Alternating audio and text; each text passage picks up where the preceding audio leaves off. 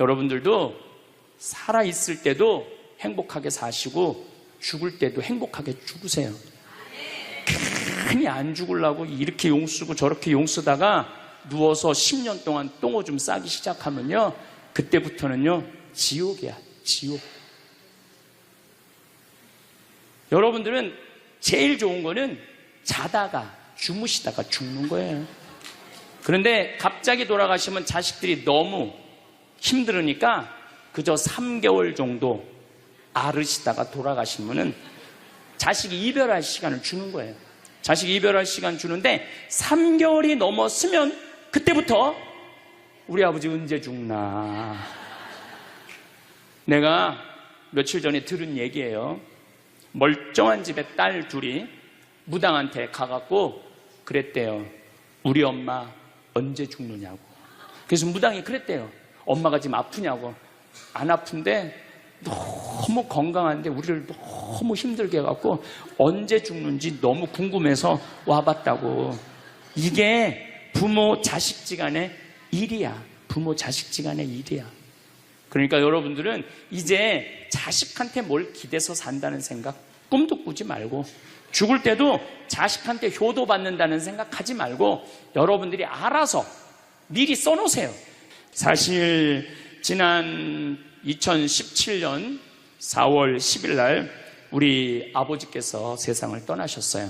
지금 요즘 아버지 생각을 이렇게 보면은 아버지한테 제일 놀라운 거는 우리 아버지가 그냥 옛날에 연초제조창이라고 담배 회사 그냥 기능 공무원이셨어요. 그러니까 뭐 여유 있게 돈을 쓰실 기회가 없으셨죠. 근데 어렸을 때도 돈이 없어서 불편하다, 돈이 있었으면 좋겠다, 그런 말씀 하신 적이 없어요. 그냥 월급 봉투 딱 어머니한테 던지면은 뭐 집이 어떻게 됐든 아무 상관하지 않으시고 당신 산에 다니시고 정말로 신선같이 사셨어요. 근데 아버님이 올 초에 2달 고생하시고 돌아가셨어요. 40년 동안 병원 한번 안 가시다가 2달 전에 쓰러지셔서 병원에 모셨죠. 병원에 모셨는데 내가 우리 형제들한테 그랬어요. 우리 아버지 평생 자식만을 위해서 살았다. 가족만을 위해서 살았다. 오로지 정말로 사랑하는 가족을 위해서 투신하신 분이다. 우리 아버지 병간호 간병인한테 맡기지 말자. 우리가 사형제니까 우리가 모시자. 그래서 누나가 제일 위니까 누나가 이틀, 큰형 이틀, 둘째 형 이틀. 난 이제 장가 안 갔으니까 나는 하루. 그래서 우리 뭐 형제들은 전부 다 결혼하고 손자들이 전부 다 아들딸 이러니까 아이들이 다 돌아가면서 아버지 병간호를 했어요. 그야말로 자식들 품에서 돌아가셨죠. 자식들 품에서 돌아가셨어요. 근데 아버님이 이렇게 4월 10일 날 월요일 날 쓰러지셨는데 의사들이 심폐소생술 하겠느냐고 그랬을 때 우린 싫다고 그랬어요. 왜 마지막으로 돌아가시는 아버지 갈비뼈를 다 부러뜨려? 그 정도 쓰러졌으면은 87세에 그 정도 병이시면은 이제 돌아가실 때예요. 근데 많은 경우 돌아가실 때 심폐소생술 하게 돼 있어요. 근데 우리는 원하지 않았어요. 4자식 다. 그리고 아버님이 이 골수염이라는 이 병을 앓으셨는데 좀 많이 아프신 병이에요, 마지막에. 그래서 내가 아버지 원도 한도 없이 마약 놔드렸어요. 모르핀. 왜 죽기 전에 아프면서 죽어야 돼? 마약. 그래서 조금만 아픈 기미만 보이면은 간호사한테 가갖고 마약 놔달라고, 모르핀 놔달라고. 여러분들, 죽기 전에 하느님이 인간한테 준 최고의 선물이 뭔지 아세요? 마약이에요. 마약. 그래서 호스피스 병동에서 아플 때 진통제 놔드리는 거, 마지막 효도는 마약 많이 놔드리는 거예요. 그래서 우리 아버지 돌아가시기 전에 원도 한도 없이 마약하고 가셨어요. 원도 한도 없이. 네. 그 조금의 고통을 덜어주는 게 내가 보기에는 효도라는 생각이 들더라고요. 아버지 이렇게 쓰러졌을 때 생명 유지장치 하겠느냐고 의사들이 얘기를 하더라고요. 우리는 아무도 원하지 않았어요. 그냥 아버님 편안하게 보내드리고 싶다고. 왜? 우리 아버지는 참 행복하게 사셨어요. 자식들이 아버지를 너무너무 좋아하고 사랑하고. 그래서 효도를 원도 한도 없이 해드렸냐 이럴 건 자신 있게 말씀 못 드리죠. 하지만 그래도 자식들이 아버지, 손자, 손녀들이 할아버지 너무너무 사랑했기 때문에 편안하게 보내드릴 수 있었어요. 제가 작년에 왠지 우리 아버님한테 용돈을 많이 드리고 싶더라고요. 평생 돈 한번 넉넉하게 써보시지 못한 아버지한테 용돈 많이 드려야 되겠다. 그래서 제가 작년에는 이제 외부 강의 한 달에 한 번 하면 한 번, 두 번 하면 두 번. 아버지가 무슨 돈을 이렇게 많이 주느냐고, 신부님. 아버지 원도 한도 없이 마음껏 써보시라고. 그래서 작년 한 해 내도 그전에는 조금씩 용돈 드리다 작년에는 그냥 막 이만큼씩 드렸어요. 아버지 원도 한도 없이 쓰시라고. 마음 안에 이런 마음이 있었어요.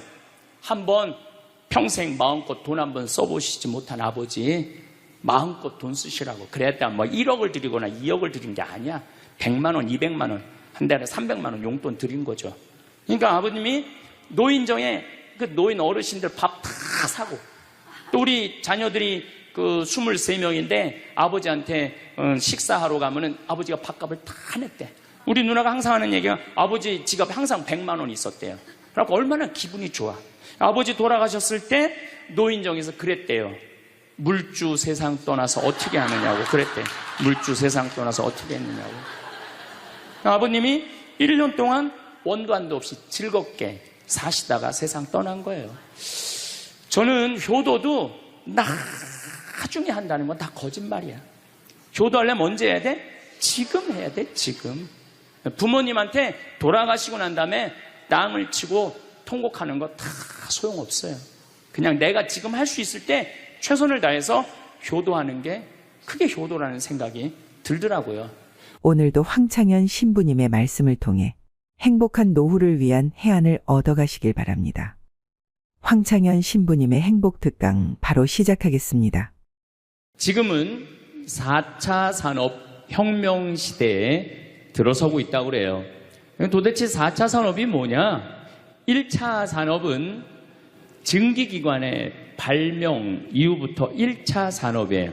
1800년서부터 한 1900년대까지 이 와트라는 사람이 증기를 가지고 힘을 쓰면서부터 증기기관차, 증기기선, 배, 그 다음에 옷 짜는 것도 증기방적기 이래갖고 영국에서 시작된 산업혁명을 1차 산업이라고 그래요. 그리고 2차 산업은 에디슨이 1905년에 발견한 전기. 이 전기, 이게 1905년에 에디슨이 발명한 거예요. 그래서 이 전기로부터 시작되는 것을 2차 산업이라고 그래요. 지금 우리는 이 전기의 혜택을 다 받고 살죠. 여러분들 전기 다리미, 그 다음에 세탁기, 냉장고, 텔레비전, 전기 아닌 게 하나도 없어요. 여기 계신 분들은 2차 산업의 혜택을 받고 사시는 분들이죠. 그런데 3차 산업은 컴퓨터, 인터넷, 특별히 스티브 잡스가 시작한 스마트폰, 이게 완전히 세상을 완전히 바꿔놓은 것 3차 산업이에요. 그러니까 여러분들은 1차 산업 때는 안 태어났지만은 2차 산업, 3차 산업은 누리고 사시는 분들이에요. 그런데 지금은 무슨 시대로 들어서느냐 하면 4차 산업 시대로 들어서고 있어요. 4차 산업이라는 건 뭐냐면은 인공지능, 로봇, DNA 조작, 이런 완전히 새로운 세상이 펼쳐지고 있죠. 지금 1940년도에 태어나신 분들, 1940년에서 49년 사이에 태어나신 분들 손 들어보세요. 이분들이 제일 복잡한 세상 속에서 살아가는 거예요. 이게 너무 세상이 변하는 걸 다 노리고 살아가는 분들이 지금 1940년서부터 50년, 1950년, 60년에 태어난 분들이 2차 산업, 3차 산업, 심지어 4차 산업 시대까지 살고 있는 거예요. 1941년에 이제 내일 모레겠네요. 12월 8일 날 일본이 진주만을 습격을 해요. 그거를 여러분들은 무슨 전쟁으로 들었느냐면 대동아 전쟁으로 들었어요. 그거는 일본 입장이고 일본이 대동아 전쟁이지 우리는 아무 상관없어요. 근데 우리는 대동아 전쟁에 내가 그때 고생했다고 그러는데 그건 일본의 속국의 입장이야. 그러니까 그 대동아 전쟁이라는 말 우리 쓰지 말아야 돼. 태평양 전쟁이겠지. 미국하고 일본하고 한 전쟁. 그 태평양 전쟁 속에서 태어나갖고 고생이란 고생한 다 한 분들이 지금 70대예요. 그 전쟁 끝나고 좀 나은 줄 알았더니 6.25가 또 터졌네. 그래갖고 또 피난 가고 또 일사후퇴 겪으면서 고통 겪고 전쟁 끝나고 난 다음에는 우리나라가 아프리카에 있는 웬만한 나라들보다 못 살았어요. 아프리카에 있는 웬만한 나라보다 못 살았어. 전쟁 끝나고 난 다음에 정말로 허리띠 졸라 매가면서 잘 살아보자고. 우리도 한번 잘 살아보자고. 그래갖고 너무 가난한 나라에서 올해 우리가 3만 달러를 넘었을 거라고 그래요. 3만 달러를 넘었으면은 드디어 선진국에 들어서는 거예요. 가장 가난한 나라에서 선진국까지 변화를 여러분들은 경험하고 계신 거예요. 그러니까 여러분들은 너무나 혼란스러운 세상 속에서 이날 이때까지 헤쳐나오고 계신 거예요. 근데 문제는 이제 2020년부터 펼쳐질 4차 산업 시대, 이것까지 살아야 되니까 얼마나 복잡해. 이것까지 살아야 되니까 그냥 중간에 살다가 죽으면은 이 꼴 저 꼴 안 보고 그냥 좋은데, 아니 안 죽으면서 지금 70대 후반 되신 분들 앞으로 보통 20년 정도 더 사실 거예요. 70년대 후반 되신 분들. 근데 60대 되신 분들은 120살까지 거의 살 거예요. 지금 60대 되신 분들은. 그리고 재수 없는 60대들은 200살까지 살 거예요. 200살까지. 재수 없는 60대들은. 그 이야기를 제가 오늘 하려고 그러는 거예요. 자, 제가 한 10년 전에 평화방송에 이런 강의를 했었어요. 아마 또 평화방송에서 계속 틀어주니까 그 내용이 나올 거예요. 10년 전에 한 얘기예요. 앞으로 2020년이 되기 시작하면은 인간은 세 종류로 나눠질 것이다. DNA 조작 인간. 이제 DNA를 조작할 수가 있어요. 우리가 눈을 밝게 할 수도 있고, 귀를 잘 들리게 할 수도 있고, 근육이 완전히 이 아놀드 슈왈거네처럼 근육이 막 이렇게 튀어나오게 할 수도 있어요. 운동 안 해도 DNA 조작 인간. 옛날에는 DNA를 한번 내가 DNA가 어떤지 검사하려고 그러면은 2억 내지 3억이 들었어. 그런데 지금은 내 DNA를 검사하는데 얼마면 검사할 수 있냐면 5만 원이면 검사할 수 있어요. 5만 원이면. 세상이 엄청 변한 거예요. 그래서 이제는 지금 태어나는 아이들은 이제 아파서 병원 가는 일은 거의 없을 거예요. 미리 병원에서 전화를 해요. 너 요때쯤 심장마비가 올 DNA가 있다. 와서 고쳐라. 그럼 DNA 조작만 하면 심장마비가 넘어가는 거예요. 그러니까 안젤리나 졸리라는 미국의 영화 배우가 있어요. 2010년에 유방을 잘랐어요. 왜냐하면 DNA 검사를 해보니까 언니도 그렇고 엄마도 그렇고 유방암이 있는 거야. 본인도 유방암에 걸릴 확률이 있는 거야. 그래서 유방을 자른 거예요. 그러니까 미리 병을 예방을 하는 시대가 오는 거예요. 그게 DNA 조작 인간이에요. 근데 우리 교회는 그런 걸 절대 허락하지 않죠. 절대 허락하지 않는데 절대 현대인들은 할 거라는 거예요. 그 다음에 두 번째 인간은 어떤 인간이냐면 사이버 인간, 기계 인간이에요. 인공지능 로봇 인간. 그래갖고 이 인공지능 로봇 인간이 나오면은 안 그래도 1940년서부터 지금까지 복잡 다단한 세상을 살아왔는데 이제 로봇하고 같이 살게 되는 세상이 이제 곧 되는 거죠. 그리고 이제 세 번째 인간은 오리지널 인간. 여러분들, 저나 여러분들. 근데 누가 제일 떨어지느냐? 오리지널 인간이 제일 떨어질 거예요. 그래서 앞으로는 이제 어떤 세상이 제일 걱정되는 게 뭐냐면은 로봇가 공장에서 일하는 거예요.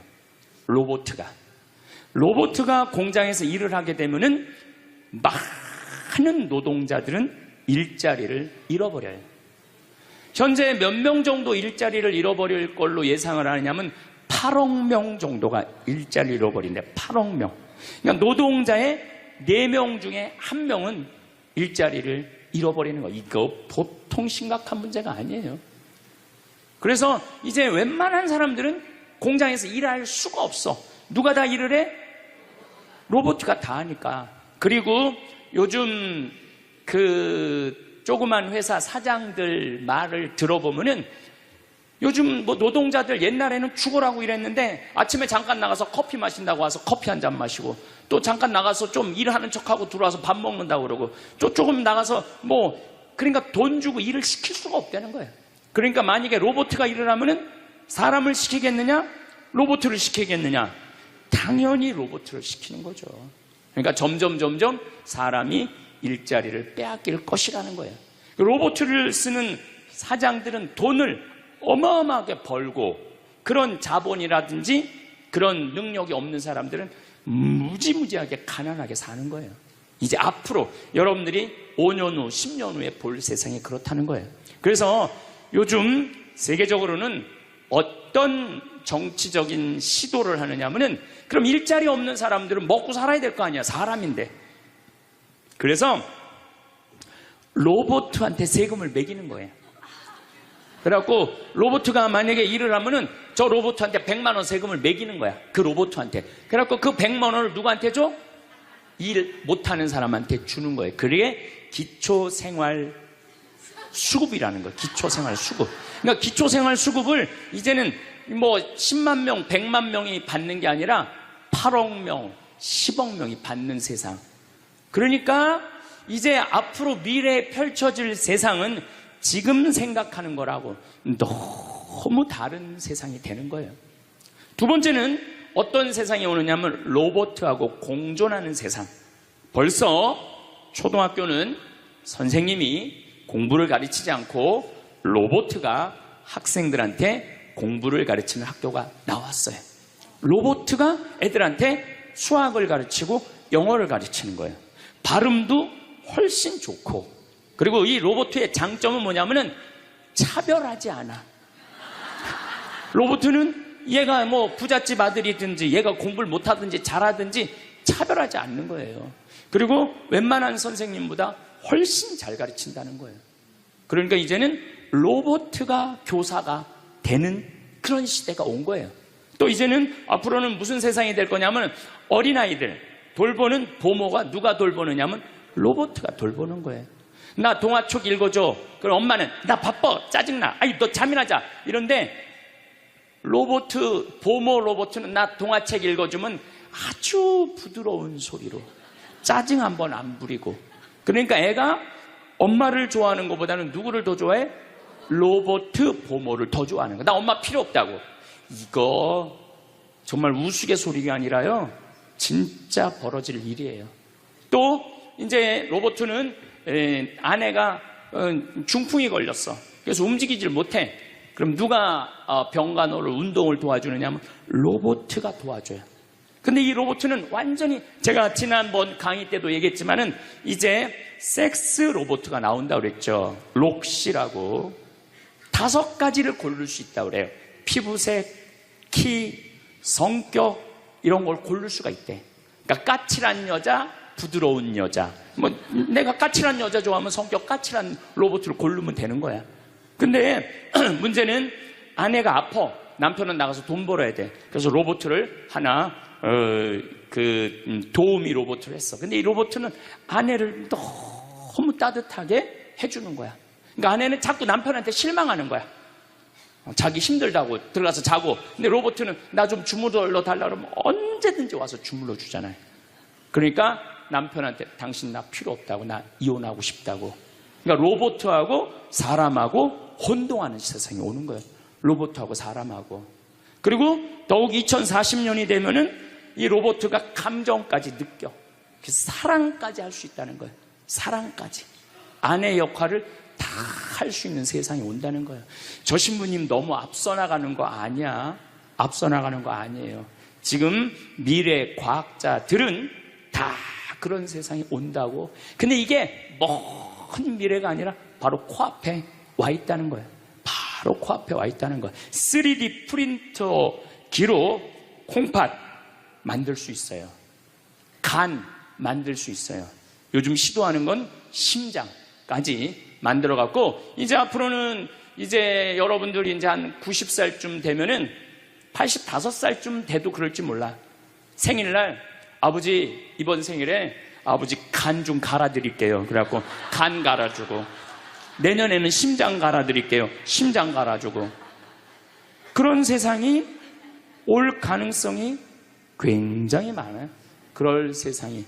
참 이게 오래 사는 게 2045년까지만 살면은 안 죽는다는 거예요. 2045년. 그러니까 내가 80살까지만 나도 살면 어떻게든지 버티면은 안 죽을 수 있다는 거. 80살까지만. 앞으로 펼쳐질 세상에 가장 걱정스러운 게 뭐냐면은 수명 연장이에요. 수명 연장. 여기 계신 분들 중에 아까도 말씀드렸지만은 100살, 120살, 정말로 재수 없으면은 200살까지 살 수 있는 분들이 많습니다. 실질적으로 많아요. 근데 여러분들 오래 사는 거 좋을까요?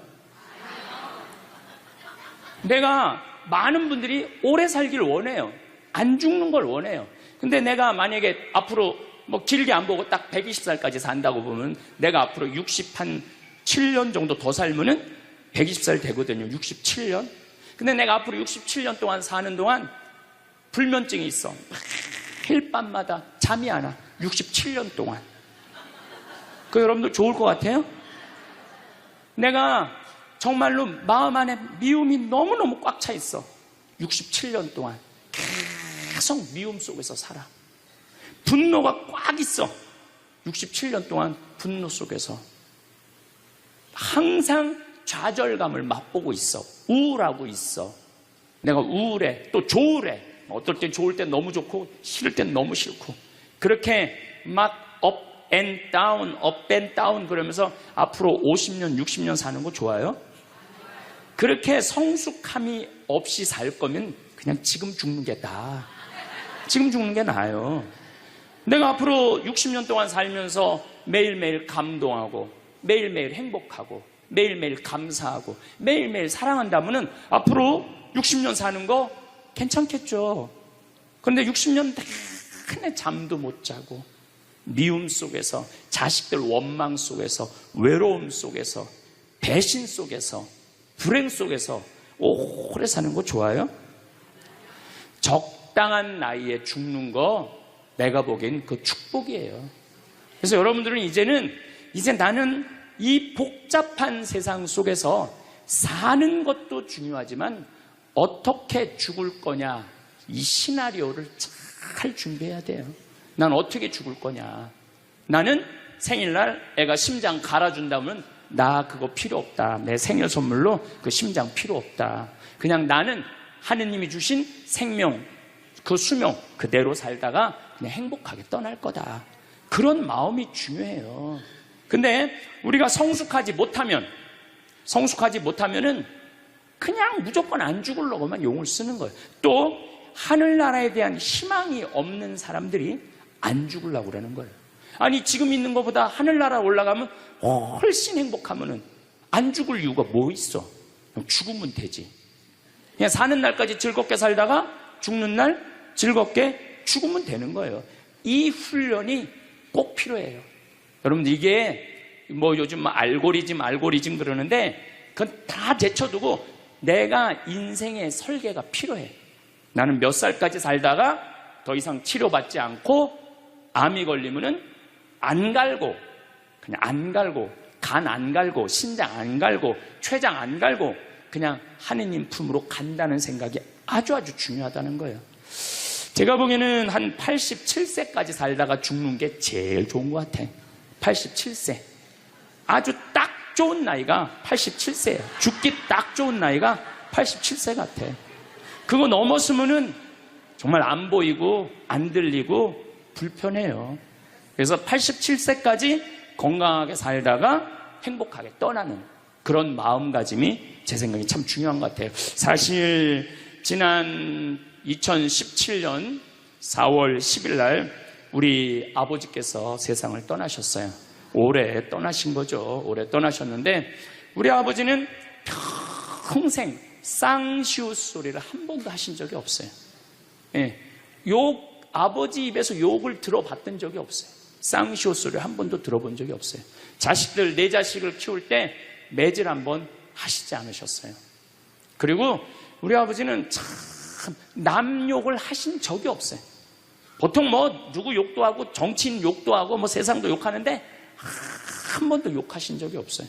어쨌거나 아버님은 쓰러지신 날 당신 스스로 걸어서 화장실 가셔서 아침까지, 그리고 오후 1시에 쓰러지셨어요.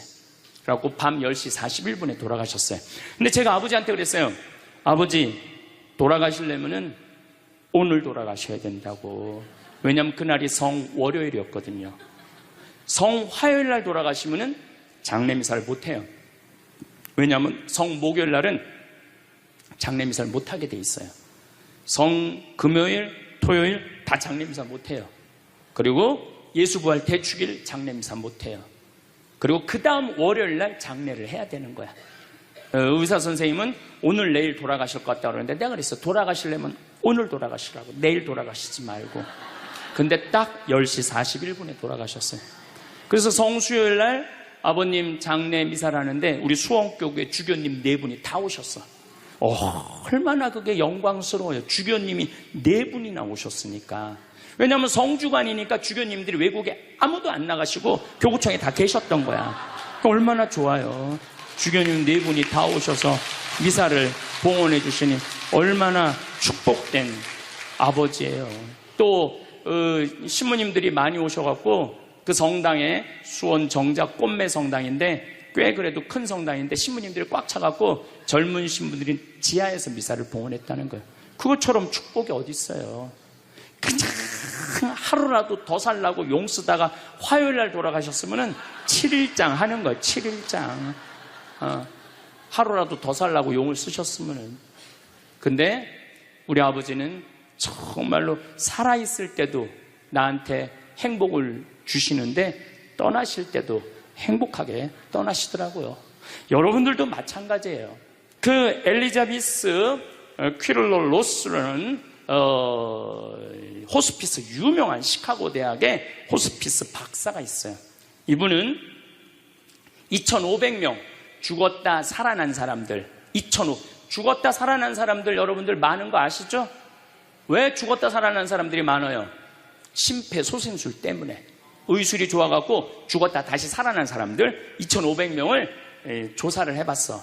근데 죽었다 살아난 사람들의 경험, 하늘나라에 대한 경험을 얘기를 들어보니까 너무 평온하고 너무 행복하다는 거예요. 그리고 죽으면은 바로 몸에 빠져나가서 자기를 본대요. 자기를. 그래갖고 여러분들 죽은 사람들 그 주위에서 이 친지들이 하는 말이 다 들린대. 그 몇 분 동안, 하늘나라 올라가기 전에 몇 분 동안은. 그러니까 절대 죽은 사람한테 그렇게 살더니 참 잘 죽었다 그런 소리 하면 안 된다는 거예요. 끝까지 좋은 소리를 해야 된다는 거예요. 사랑한다, 고맙다, 하느님 품으로 가라, 예수님 마리아 요셉한테 가라, 정말로 기도해 줄 테니까, 이렇게 말해야지 그렇게 우리를 괴롭히더니 이렇게 죽는다고, 정말로 지옥에 갈 사람이라고 이렇게 말하면은 다 영원히 듣는다는 거예요. 그리고 죽었다 살아난 사람들의 아주 기가 막힌 얘기는 안 못 보는 사람은 죽으면 다 보인다는 거예요. 눈이 다 보인다는 거예요. 그게 그냥 하는 게 아니라 다시 살아 돌아와서 아무것도 못 봐. 근데 의사가 무슨 반지를 어떻게 꼈고 이 병원이 어떻게 생겼고 누가 어디 자리에 있습니까?까지 다 아는 거야. 죽었다가 죽으면은 눈이 보이는 거야. 다리 없는 사람은 다리가 자기 다리가 있다는 거예요. 듣지 못하는 사람은 듣고, 아픈 사람은 아픈 부위가 다 없어진다는 거야. 그러니까 여러분들 지금 살아있으면서 뭐 몸에 허리도, 아까 할아버지 한 분 안수해달라고 그래갖고 허리가 막 이렇게 구부러진 사람 죽으면 딱 펴진다는 얘기예요. 그러니까 완전히 사도 바오로의 말씀처럼 새로운 모습으로 변하는 거야. 죽으면 끝이 아니야. 하느님께로 가는 여행의 시작이에요. 그러니까 죽는 거를 막 그냥 밀어내시지 마세요. 한 70년, 80년 살았으면 살 만큼 살지 않았어? 그렇죠? 뭐하러 200년을 살아? 뭐하러 300년을 살아? 또 200년, 300년 사는 것도 좋아요. 그런데 정말로 감동 속에서, 행복 속에서, 사랑 속에서 200년, 300년을 살면 좋지. 근데 여러분들 한 200살 되면 여러분들하고 놀아줄 사람이 몇 명이나 될 것 같아? 200살 단 사람하고. 그 외로움 속에서 사는 거예요. 그래서 자연의 순리를 따르고 사는 게 가장 좋은 거예요. 자연의 순리를. 그래서 사는 만큼 살다가 떠날 때 이제 누구한테 간다고 생각하면 돼? 하느님 아버지한테로 간다고 생각하면 돼. 그래서 죽는 게 결코 나쁜 게 아니에요. 저도 아버님을 보내드리면서 굉장히 슬펐죠. 하지만은 우리 아버지 너무너무 열심히 사셨고, 마지막에 우리 주교님들, 우리 사제들, 또 수많은 교우들이 기도 속에서 저는 아버지 하늘나라로 갔다고 생각을 해요. 또 아버지는 살아생전에 고향이 경상도 함양인데 어머니가 이미 가묘를 다 해놨어, 고향에다가. 근데 아버지는 고향에 가기 싫다는 거예요. 어머니는 고향에 가고 싶고, 죽으면은. 그래서 아버지는 나는 고향에 안 가. 어머니 왜 안 가냐고, 그 고향에 그 좋은 산소 써놓고 맨날 두 분이 간다 안 간다 그러시더라고요. 난 그 얘기를 들을 때마다 참 웃기더라고요. 왜 웃기냐면은 갔다가 모셔다가 묻는 건 우린데 본인이 간다고 가고 안 간다고 안 가. 우리가 모시는 대로 가는 거지. 근데 작년에 아버님이 굉장히 건강하셨어요. 올해 쓰러지시기 전에. 근데 아버님 말씀이 제 귀를 울리더라고요. 그래서 우리 천주교 수원교구 안성 천주교 공원묘원에 갔어요. 꼭 우리 후배 신부님한테 제일 좋은 자리를 좀 봐줘라. 딱 갔는데 정말로 산소 자리가 좋더라고요. 그냥 양지 바른데 앞에 우리 아버지가 참 파란 걸 좋아하셨는데 그 아버님 내가 산소 자리 본데 앞에 파란 골프장이 쫙 보여. 얼마나 좋은지. 그래갖고 아무도 몰래, 우리 가족 아무도 몰래 내가 예약을 해놨어요. 그리고 아버님 돌아가셨을 때 안성 천주교 공원묘 모셨죠. 아버님이 왜 고향에 가기 싫어하셨느냐면은 우리 큰할아버지, 둘째 할아버지가, 셋째 할아버지까지 있었는데 큰할아버지가 딸만 6을 낳았어요. 둘째 할아버지는 아들을 3을 낳았는데 둘째 할아버지 첫째 아들이 우리 아버지야. 근데 1930년, 우리 아버지가 30년생이시니까 87세니까 그때는요, 장손집에 아들이 없으면 8살 이전에 큰아버지 집에 가서 양자로 자라야 돼. 아버지는 그랬던 거예요. 그래서 친어머니 아버지 밑에서 못 자라셨어. 그래 고향이 싫은 거야. 그래서 난 고향에 안 간다고. 근데 제 생각에는 그 아버님의 마음을 헤아려 주는 게 난 예의라는 생각이 들더라고요. 그래서 아버님 원하는 대로 안성에 모셨는데 얼마나 좋은지 몰라요. 어제도 갔다 왔어요. 그냥 오며 가며 가는 길에, 강의 가는 길에 한번 가서 뵙고, 우리 아버님 마지막까지 담배를 피셨어요. 그것 때문에 돌아가신 거지만은, 그래갖고 어제도 담배 한 대 탁 물려드렸어요. 피시라고. 갈 때마다 담배를 한 대씩 물려드리세요. 무슨 얘기냐면 부모하고 자식은 살아서도 좋고 죽어서도 좋아야 돼. 그런데 부모님이 10년 동안 똥오줌 싸고 치매 걸려갖고 지겨워. 부모님 찾아오지도 않았어. 그래갖고 부모님이 돌아가셨어. 그럼 자식이 땅을 치고 불효한 것에 대해서 울면서 통곡해. 그리고 돌아가셨는데도 부모님 먼 데다 모셔놔갖고 1년에 한 번, 2년에 한 번 가고 살아서도 안 좋고 죽어서도 안 좋은 거예요. 그러니까 여러분들은 살아서도 좋고 죽어서도 좋은 부모 자식 관계를 유지하려면 죽음에 대해서 생각을 많이 하셔야 돼. 죽음에 대해서. 근데 이제 아버님 돌아가셨는데 딱 화요일 하루 장례를 했는데 조문객들이 얼마나 많이 왔는지 밥을 7번을 했대요. 보통 장례 밥 한 번 한대. 근데 밥을 7번 했대. 우리 형님 둘도 나만 활동을 많이 하는 게 아니라 형님 둘도 어마어마하게 친구가 많더라고 보니까. 우리 누님도 그렇고. 그러니까 그냥 1000명 이상이 조문객이 왔으니까 조의금도 굉장히 많이 들어왔다는 얘기죠. 조의금도. 근데 내가 그 조의금을 싹 모아서 평창으로 갖고 왔어요. 우리 형제들은 조의금을 구경도 못했어요. 제가 왜 그걸 싹 모아서 갖고 왔느냐 하면은 내가 본당 신부 때 장례 식장에 교우들 초상 남은 가면은 상주가 안 나와.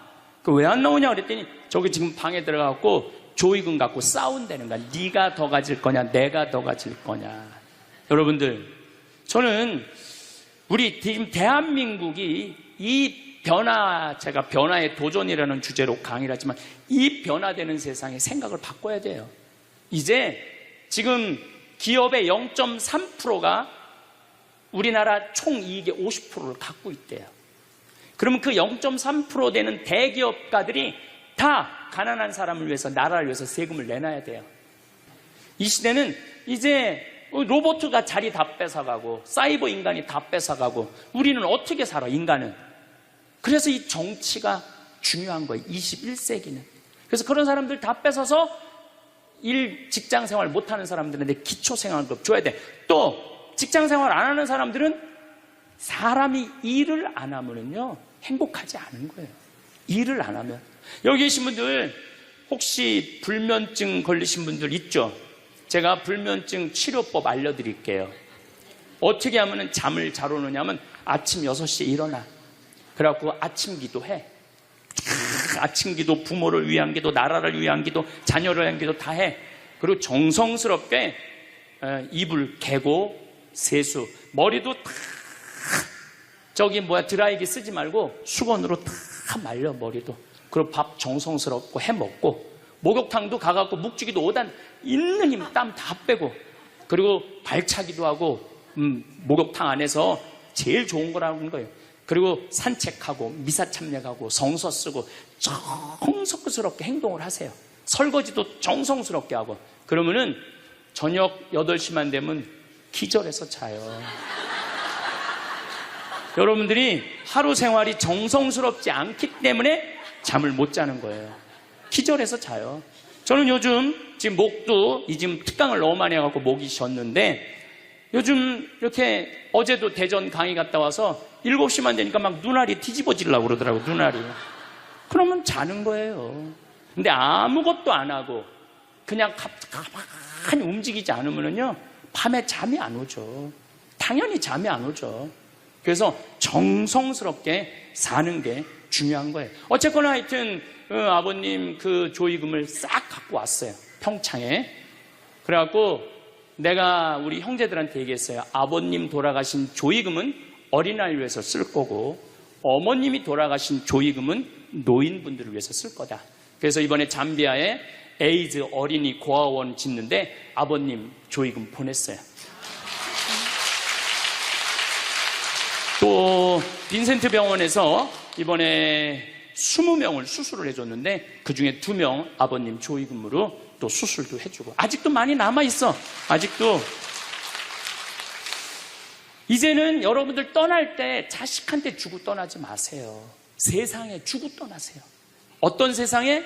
어렵고 힘들고 고통받는 사람들한테 주고 떠나세요.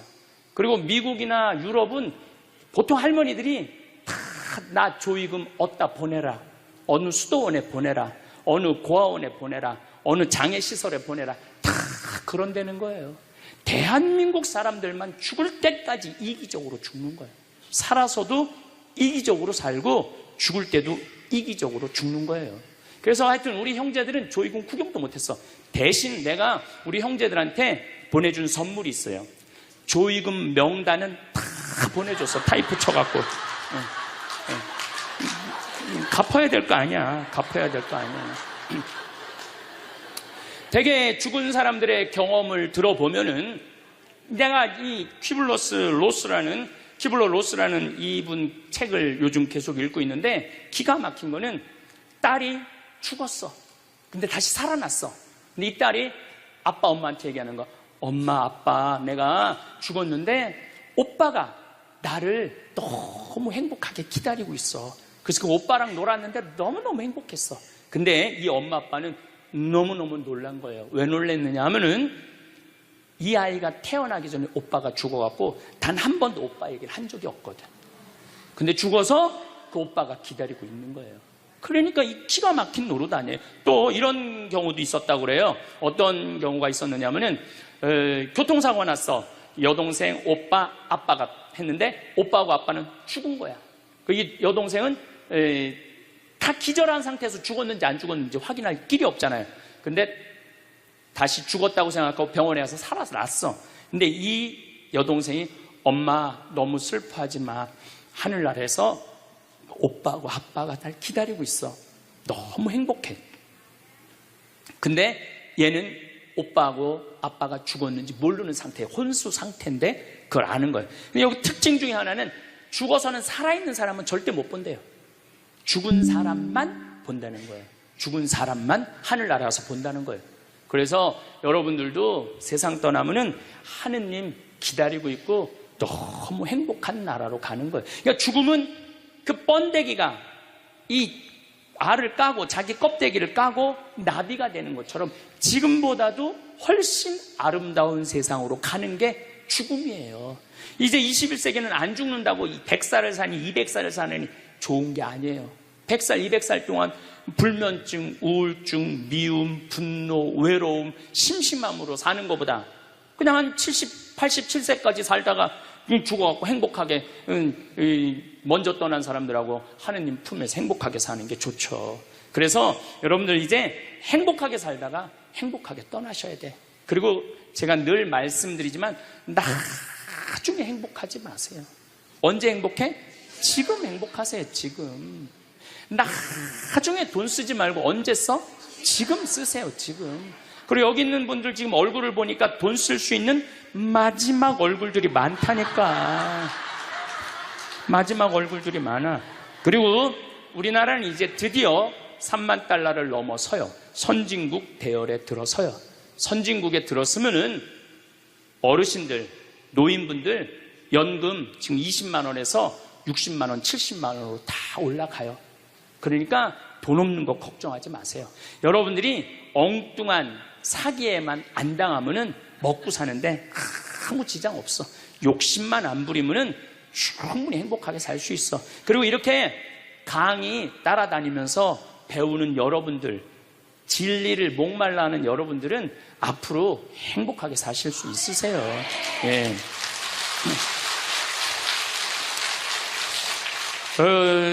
인생의 주인공은 나야. 내 자식이 아니고 내 남편이 아니고 내 아내가 아니야. 내 행복은 누가 책임지느냐 하면 내가 책임지는 거야. 내가 지금 불행한 거는 남편 탓도 아니고 자식 탓도 아니고 누구 탓이야?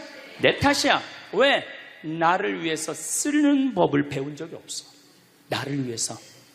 버는 법은 배웠는데 쓰는 법을 배운 적이 없어. 본인들을 위해서 쓰세요. 자, 1960년대, 70년대는 열심히 살아야 돼. 너 정말로 아끼고 살아야 돼. 가난했을 때 얘기예요. 이제 3만 달러가 넘었을 때는 이제는 재밌게 살고 행복하게 살고 의미 있게 살고 나누고 살아야 돼. 언어가 이제는 바뀌어야 돼. 그래서 여러분들 정말로 이제는 의미 있고 재미있고 행복하게 생활하시길 바라겠습니다. 어떻게 늙어갈 것인가는 모든 늙은이들의 화두일 것입니다. 사람이 다르듯이 늙는 것도 다르기 때문이지요. 사람이 각기 살아온 역사가 다른 것처럼 늙는 것도 각자 다를 수밖에 없습니다. 품위를 지키며 보람차고 아름답게 늙는 사람이 있는가 하면 그렇지 못한 경우도 있습니다. 멋지거나 추하거나 또 행복하거나 불행한 노년이 되는 것은 모두 자신의 책임입니다. 우리는 모두 살아온 궤적이 다릅니다. 그래서 모든 노년이 즐거움과 행복을 같이 누릴 수 없는 것이 당연합니다. 그러나 노령 여하에 따라서 아름답고 행복하게 늙어갈 수는 있습니다. 그 남다른 노력을 소홀히 하지 않은 것이 바로 지혜입니다. 인간은 지난 세월을 어떻게 살았느냐에 따라 노년이 평가되는 것입니다. 그러나 남은 생애를 어떻게 보내느냐에 따라 노력만큼 다르게 늙을 수 있다는 것은 자연의 가르침이고 진리입니다. 그래서 자기 관리를 잘하는 것은 축복이며 아름다운 노년의 길이라 할 수 있습니다. 사람이 우아하게 늙어가는 방법은 무엇일까요? 인간의 노화는 그 어떤 의학으로도 막을 길이 없습니다. 그래서 그 노화를 아름답고 우아하게 바꾸려는 노력이 중요한 것입니다. 우아하게 늙는 방법에는 여러 가지가 있습니다. 근본적으로는 정산종사님과 같이 마음의 욕심을 떼고 깊은 수양을 하지 않으면 불가능합니다. 그러나 누구나 그렇게 수행에 몰두할 수는 없지요. 그렇다면 아름답게 늙어가는 방법은 무엇일까요? 첫째, 건강한 생활 습관을 가지는 것입니다. 금연과 절주 그리고 적당한 운동으로 생활 습관을 가꾸는 것입니다. 올바른 생활 습관은 건강을 올바르게 다잡아주면서 아름답게 늙어갈 수 있는 것이지요. 둘째, 충분한 휴식과 수면을 취하는 것입니다. 너무 적게 자고 너무 많이 자는 것도 좋지 않습니다. 뭐든지 알맞게 하는 것이 좋은 것입니다. 낮잠을 적당히 자는 것도 건강을 유지하고 아름답게 늙어가는 비결입니다. 셋째, 사랑을 하는 것입니다. 사랑을 받고 사랑을 주는 것만큼 아름답게 늙어가게 하는 일은 없습니다. 사랑을 하면 얼굴색이 변하고 사랑을 하면 곱게 늙어갈 수 있습니다. 큰 사랑, 넓은 사랑을 하는 것이지요. 넷째, 마음가짐을 편하게 하는 것입니다. 사람이 살다 보면 별의별 경계와 부딪히게 됩니다. 하지만 언제나 긍정적이고 적극적이며 정열적인 행동으로 마음을 편하게 가지면 곱게 늙어갈 수 있지요. 다섯째, 노화에 맞서지 말고 자연스럽게 수용하는 것입니다. 의학의 발달로 주름살 하나에도 피부 미용 시술과 성형들을 하지요. 자연스럽게 늙어가야 합니다. 나이에 맞지 않는 어색함을 주는 얼굴은 오히려 우아함을 상실합니다. 여섯째, 욕심을 버리는 것입니다. 욕심을 내려놔야지요. 아무리 의욕 있고 하고 싶어도 나이 들면 욕심을 부리면 안 됩니다. 나이 들어 욕심을 부리면 아름답게 느껴지지 않고 추하게 보여 외면당합니다.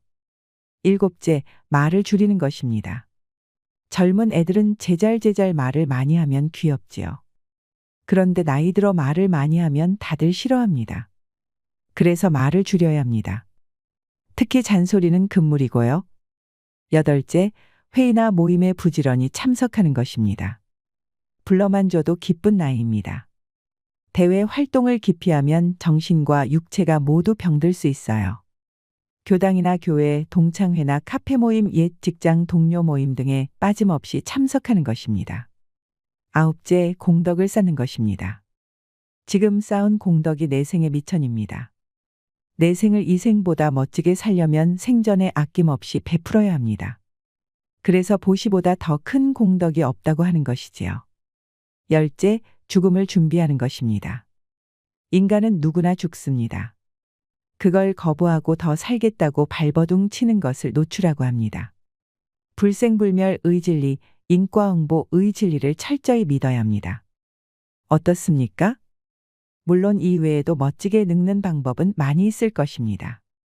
그래도 이 10가지라도 몸에 익히면 우리는 훨씬 우아하게 늙어갈 수 있습니다. 어여쁘게 물든 단풍은 봄꽃보다 아름답다고 합니다. 나이만 먹고 백발만 난다고 어른이 아닙니다. 남을 잘 용납하고 덕을 입히는 사람이 어른이지요. 아무튼 우아하게 늙는다는 것 정말 어려운 숙제입니다. 잘 늙어가는 것의 근본은 우리의 마음입니다. 마음의 본말을 알고 마음 닦는 법을 알며 마음 쓰는 법을 아는 것이 제일 가는 지혜인 것입니다. 우리 이 지혜를 터득해 이 세상에서 가장 좋은 얼굴로 멋지게 늙어가면 얼마나 좋을까요? 다음으로 모르면 손해보는 노후 준비 핵심 요소 5가지를 살펴봅시다. 첫 번째는 경제적 자립입니다. 노후 생활의 기본은 수입과 지출을 자신의 경제 수준 내에서 일정하게 관리하는 것이다. 현금 흐름의 안정적 유지로 이를 위해서는 3층 연금 체계를 갖춰야 한다. 1층은 누구나 가입하는 국민연금이다. 국민연금은 타 상품에 비해 장점이 많지만 소득 대체율이 낮다. 2층 퇴직연금은 근로자가 재직 중에는 확정급여형, 확정기여형, 개인형 퇴직연금 중 자신에게 알맞은 유형의 퇴직연금을 선택할 수 있고 퇴직 후에는 연금과 일시금 형태 중 선택하여 수령할 수 있다. 3층 사적연금은 개인별 차별화가 있고 노후자금 확보의 부동 자산의 유동화도 고려할 필요가 있다. 두 번째는 건강입니다. 건강을 잃으면 모든 것을 잃는다. 성공, 물질적 소유, 명예도 중요하지만 좋은 건강을 대체할 수 없다. 건강을 위해 균형 잡힌 식사, 규칙적 운동, 정기검진 등이 필요하다. 재취업을 위한 자격증 획득과 자신만의 경쟁력을 갖춰라. 세 번째는 취미와 할 일입니다. 노년에 할 일이 있다는 것은 축복이다. 노인을 위한 나라는 없다. 스스로 외롭지 않은 노후 준비를 해야 한다. 봉사와 문화생활로의 의미와 행복을 찾을 수 있다. 인간은 할 일을 후회하기보다 하지 않은 일을 더 후회한다. 네 번째는 재미를 찾아야 합니다. 소득 수준이 늘어가면서 즐기는 여가 문화도 변했다. 80년대 탁구, 당구에서 90년대는 볼링, 테니스, 2010년 이후는 골프와 캠핑이 대세다. 소득 5만 달러 시대가 되면 승마, 요트가 부상할 것이다. 인생은 즐기는 자의 몫이다. 호모 사피엔스에서 호모 루덴스로 바뀐다. 마지막 5번째는 네트워크를 형성해야 됩니다. 사회적 관계망은 나이가 들수록 감소하게 마련이다. 친구나 이웃 관계가 좋을수록 더 건강하고 행복하다.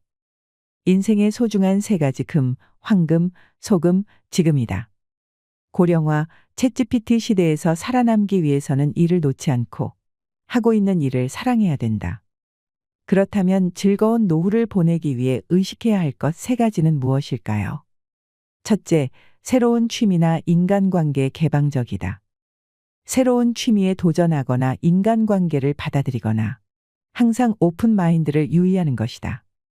예컨대 새로운 취미를 하게 되면 그곳에서 새로운 인간관계가 생긴다.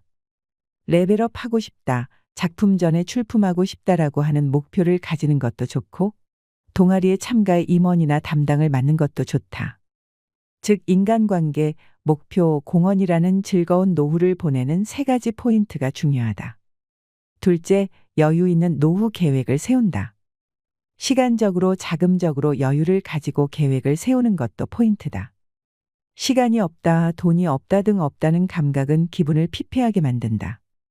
무모한 계획을 세우고 스스로 자신을 몰아가 버리면 본전도 없다.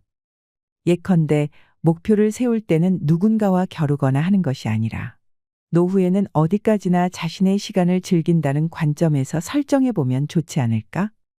셋째, 즐거운 노후를 위한 주거 선택의 포인트다. 즐거운 노후는 어떤 곳에 사느냐에 따라서 좌우될 수도 있다. 거주지를 찾을 때는 다음 포인트를 검토해 보는 것은 어떨까? 첫 번째, 최소 10평 미만의 집은 피해라. 최소 10평 미만의 집은 피해라입니다. 실제로 60대 이후에는 자녀들을 모두 출가시키고 부부 또는 혼자 사는 시니어들이 많습니다. 이때 무조건 작은 집으로 가야겠다는 생각에 10평 미만의 집을 선택하는 경우도 있는데 보통 정부에서 지원하는 실버 임대주택의 경우에도 전용 8평, 10평 정도가 많고 오피스텔의 경우에도 10평이 채 안 되는 곳이 많습니다.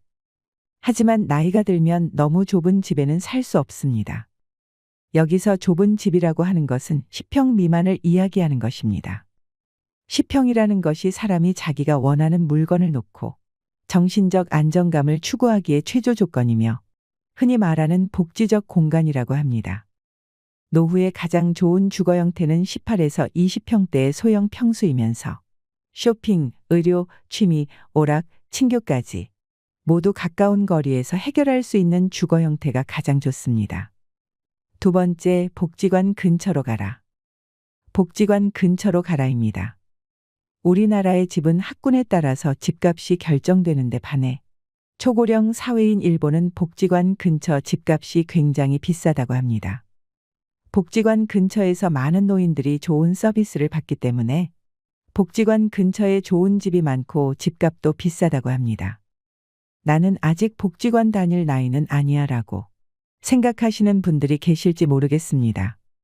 하지만 지금이야 근처에 친구들도 있고 아직 왕성하게 일하시는 분들도 계시지만 나이 들면 들수록 우리가 사는 곳에서 배움과 즐거움을 찾기는 힘든 것이 사실입니다.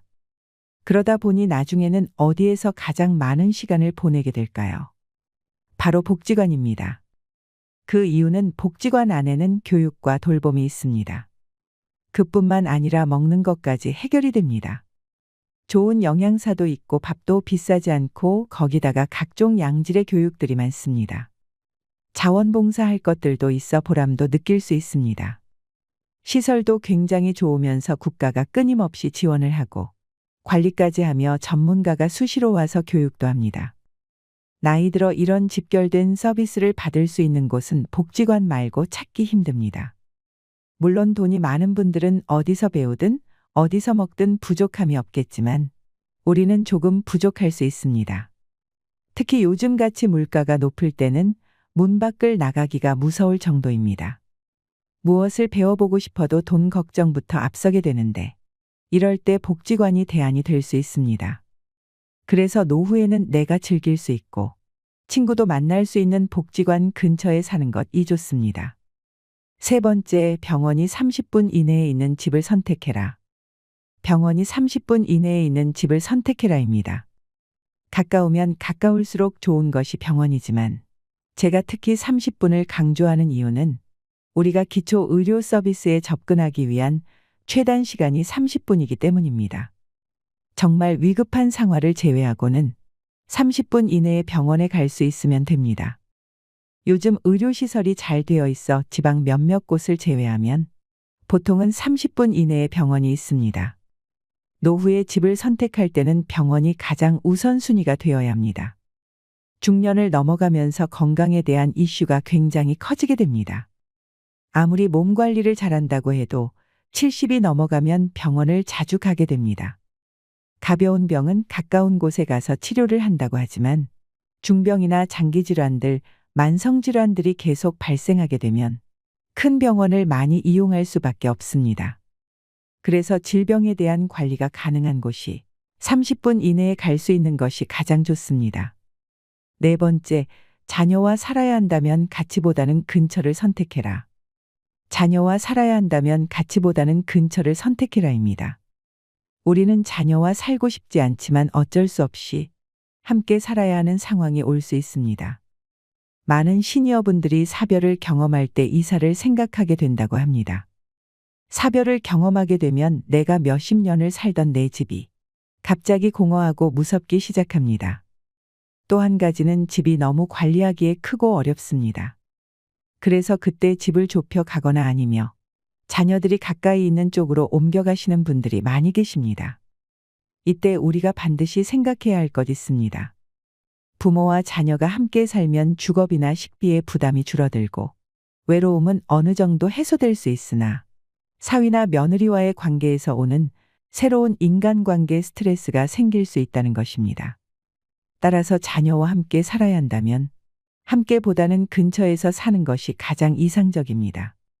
손주가 어렸을 때는 손주를 돌보는데 손을 보태거나 성장을 지켜보며 삶의 활력을 얻는 것도 좋습니다.